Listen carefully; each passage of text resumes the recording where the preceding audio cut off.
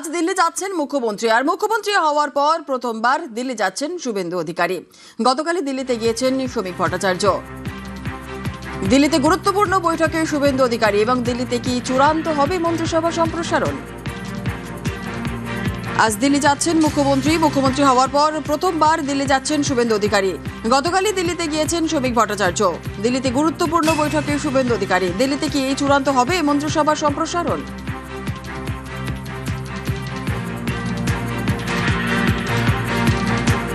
আর আজ সকালে বেলুর যাচ্ছেন শুভেন্দু অধিকারী। আর এরপর দুর্গাপুরে প্রশাসনিক বৈঠক।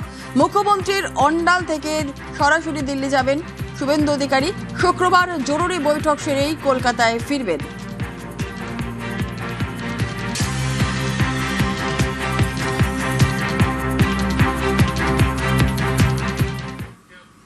উত্তরে দরাজ বিজেপি সরকার। উত্তরবঙ্গে তৈরি হবে এইমস, আইআইএম, আইআইটি। চা বাগানের উন্নয়নে অসম মডেল। উত্তরকন্যায় প্রশাসনিক বৈঠকের সিদ্ধান্ত মুখ্যমন্ত্রী শুভেন্দু অধিকারীর। उत्तरकन्या को फुल फेजेड चालू करने का काम भी हम लोग करेगा। मैं यहाँ घूमने नहीं आऊंगा, काम करने के लिए आऊंगा। ज्यादा बात भी नहीं बोलूंगा, ज्यादा काम करूंगा। তৃণমূল আমলে বারবারই অনুন্নয়ন এবং বঞ্চনার অভিযোগ উঠেছে উত্তরবঙ্গ থেকে। রাজ্যে পালাবদলের পর উত্তরবঙ্গকে তার অধিকার দিতে চায় বাংলার প্রথম বিজেপি সরকার। মুখ্যমন্ত্রী হওয়ার পর প্রথমবার উত্তরবঙ্গে শুভেন্দু অধিকারী। প্রথম সফরেই উত্তরে দরাজ মুখ্যমন্ত্রী। उत्तरकन्या को फुल फेजेड चालू करने का काम भी हम लोग करेगा। मैं यहाँ घूमने नहीं आऊंगा, काम करने के लिए आऊंगा। ज्यादा बात भी नहीं बोलूंगा, ज्यादा काम करूंगा। और जो हमारा नॉर्थ बंगाल का मिनिस्टर बना है, उन्होंने उत्तरकन्या में हर हफ्ते में पूरे एक दिन 9 से 11 बजे तक जनता दर्शन करेगा।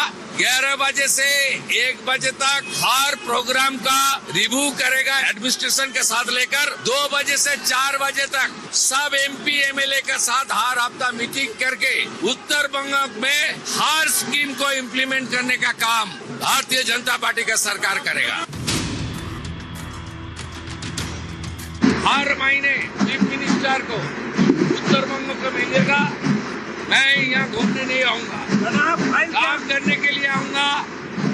और ज्यादा बात भी नहीं बोलूंगा, ज्यादा काम करूंगा। সরকারি কাজের জন্য কলকাতায় আসতে হয় উত্তরবঙ্গবাসীকে। এই ঝক্কি এড়াতে 2014 উত্তরকন্যা তৈরি করা হয়। কিন্তু স্থানীয়দের অভিযোগ প্রশাসনিক ভবন নামকা বাস্তে। গত 12 বছরে কোনো দফতরই এখানে ঠিকভাবে চালু হয়নি। উত্তরবঙ্গে গিয়ে উত্তরকন্যা আশ্বাস মুখ্যমন্ত্রী।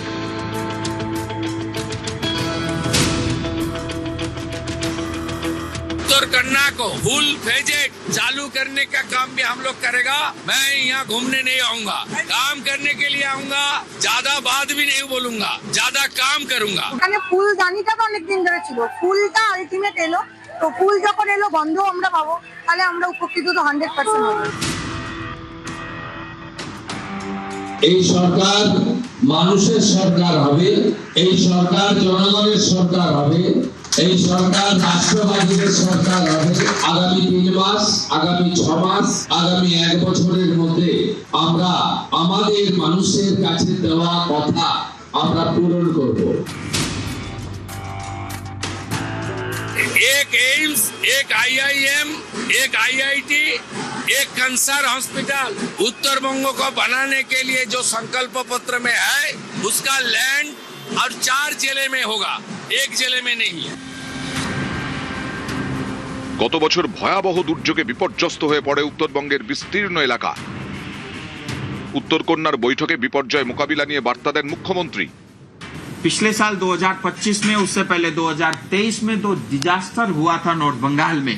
इस वर्ष भगवान न करे ऐसा कुछ हो, और जो है अगर किसी प्रकार की ऐसी प्राकृतिक आपदा आती है तो कोऑर्डिनेशन के साथ पुलिस भी, प्रशासन भी, एसडीआरएफ भी, एनडीआरएफ भी, कुछ भी डिजास्टर होता है उसके लिए सक्रिय रहेंगे और अलर्ट रहेंगे और उसके लिए काम करेंगे। মাননীয় মুখ্যমন্ত্রীর নির্দেশে আমি খুব শীঘ্রই উত্তরবঙ্গে যাব। সামনের এই মনসুন, আমরা জানি আগের বার নর্থ বেঙ্গলে কি সাংঘাতিক একটা হয়েছিল এই মনসুনের সময়। কি নর্থ বেঙ্গল, কি সাউথ বেঙ্গল, আমরা যেন ব্যবস্থা নিতে পারি। মাননীয় মুখ্যমন্ত্রী এটা ভীষণভাবে অ্যালার্ট করে দিয়েছে। 20 लाख से ज्यादा और उसमें भी ज्यादातर महिलाएं डायरेक्टली इनडायरेक्टली टी गार्डन से जुड़ी हुई है। तो उनका एकदम इस पे जोर था कि नॉर्थ बंगाल में जो चाय बागान में काम करने वाले श्रमिक हैं उनकी अवस्था ठीक होनी चाहिए। उन्होंने टी बोर्ड के चेयरमैन को भी और टी बोर्ड के अन्य अधिकारी और प्रशासन को ये स्पष्ट कहा है कि आप जाकर के आसाम का मॉडल देखें और जो मॉडल आसाम ने किया उस मॉडल को इम्प्लीमेंट करने में उसको स्टडी करने के लिए मुख्यमंत्री जी ने ये कहा है। अभी हम लोग का काम है एमपी एमएलए के साथ एडमिनिस्ट्रेशन का लिया जो कर देना। पहाड़ में जीटीए में जो धांधली हुआ उसको इन्वेस्टिगेशन के द्वारा सब चोर को शिकंजा कसने का काम हम लोग करेंगे। মে এবং জুন মাসে যে যে প্রস্তাব রাজ্য সরকারকে দিতে চান সেই প্রস্তাব নথিভুক্ত করে রাখুন। আগামী জুলাই মাসে আমি যখন আসব তখন লিখিতভাবে ওই প্রস্তাবগুলো তুলে ধরবেন যেগুলো সরকারের করা উচিত বা করতে পারবে সেটা ডু ইট নাও ভিত্তিতে আমি আপনাদের কাজ করব। নতুন সরকার তারা সিদ্ধান্ত করেছেন কোনো রাজনৈতিক বিভাজন ছাড়াই তারা প্রত্যেক রাজনৈতিক দলের নির্বাচিত জনপ্রতিনিধিদেরকে অ্যাডমিনিস্ট্রেটিভ রিভিউ মিটিংয়ে তারা ডাকবেন এবং আজকের মিটিংয়েও বিরোধী দলের যতদূর সম্ভব একজনই বিধায়ক ছিলেন তাকে আমন্ত্রণ জানানো হয়েছিল, তিনি আসেননি। কিন্তু এই সরকার এই ধারাবাহিকতা বজায় রাখবে। নিউজ 18 বাংলা।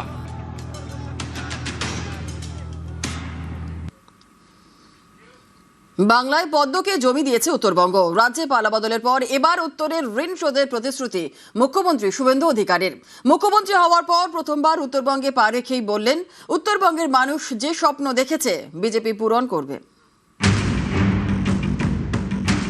2009 সাল থেকে ভারতীয় জনতা পার্টিকে উত্তরবঙ্গে আপনারা প্রবেশের সুযোগ এবং স্বীকৃতি দেওয়ার জন্য উন্নয়নের মাধ্যমে আমরা সেই ঋণ শোধ করব।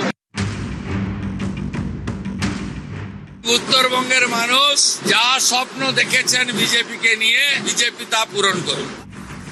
দেশে মোদী সরকার এসেছে 2014-এ, তার আগে 2009-এ পদ্ম ফোটে উত্তরবঙ্গে, পাহাড় যেতে বিজেপি।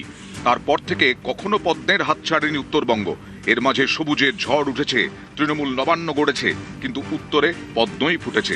26-এ তৃণমূলকে হারিয়ে বাংলায় সরকার গড়েছে বিজেপি। এবার উত্তরের ঋণ শোধের শপথ মুখ্যমন্ত্রী শুভেন্দু অধিকারী। 2009 সাল থেকে ভারতীয় জনতা পার্টিকে উত্তরবঙ্গে আপনারা প্রবেশের সুযোগ এবং স্বীকৃতি দেওয়ার জন্য উন্নয়নের মাধ্যমে আমরা সেই ঋণ শোধ করব। উত্তরবঙ্গের অভিমান, বঞ্চনা, ন্যায্য অধিকার ফিরিয়ে দেওয়ার কাজ ভারতীয় জনতা পার্টির সরকার করবে। মুখ্যমন্ত্রী হওয়ার পর বুধবার প্রথম উত্তরবঙ্গে পা রাখলেন শুভেন্দু অধিকারী। শিলিগুড়িতে নেমেই বুঝিয়ে দিলেন বাংলার প্রথম বিজেপি সরকারের কাছে উত্তরবঙ্গের গুরুত্ব কতটা। উত্তরবঙ্গ হল বিজেপির ভদ্রাসন, তাই এই সরকারের উন্নয়নমূলক কর্মকাণ্ডে উত্তরবঙ্গ অগ্রাধিকার পাবে। উত্তরবঙ্গে প্রথম পদ্ম ফোটে 2009-এ। দার্জিলিং থেকে সাংসদ নির্বাচিত হন যশবন্ত সিং। 2014-এ এই কেন্দ্রে যেতেন এস আহলুওয়ালিয়া। 2019 থেকে দার্জিলিংয়ের সাংসদ রাজু বিস্তা। 2024-এর লোকসভা ভোটে উত্তরবঙ্গের 8টি আসনের মধ্যে 6টিতেই বিজেপি জেতে। 26-এর বিধানসভা ভোটে তো আগের সব রেকর্ড ভেঙে দেয় বিজেপি।